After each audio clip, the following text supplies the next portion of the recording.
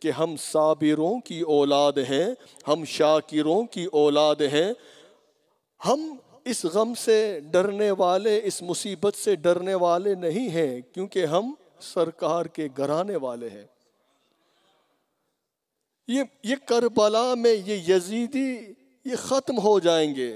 حضرات گرامی، اس مرتبے پر فائز ہے۔ اگر آپ ذرا دیکھیے حسین کو کہ لوگ مصیبت میں آ کر اپنے ہاتھوں کو اٹھاتے ہیں کہ اے اللہ مجھے یہ بھی عطا کر دے، اے مالک مجھے یہ بھی دے دے، اے مالک اس مصیبت کو دور کر دے، مگر حسین نے کربلا میں ہاتھوں کو یوں نہیں کیا، اپنے رب سے یہ نہیں مانگا کہ مالک مجھے اس امتحان سے بچا۔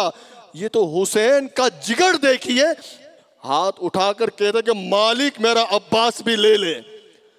مانگ نہیں رہے کہ مجھے کچھ دے، بلکہ مالک عباس بھی لے لے، اصغر بھی لے لے، علی اکبر بھی لے لے، اونو محمد بھی لے لے، ابراہیم اور محمد بھی لے لے، مالک مجھے بھی تو لے لے، میں بھی حاضر ہوں۔ بجائے کچھ مانگنے کے، کیونکہ عشق کے اس مرتبے پر فائز ہو چکے ہیں کہ آسمان سے فرشتے بھی دیکھ رہے ہیں کہ آج حسین کیا امتحان دے رہا ہے، کیا امتحان دے رہا ہے۔ حضرات گرامی، وہ بھی دیکھ رہے ہیں کہ حسین آج مانگ نہیں رہا بلکہ خود اپنے رب کی بارگاہ میں پیش کر رہا ہے۔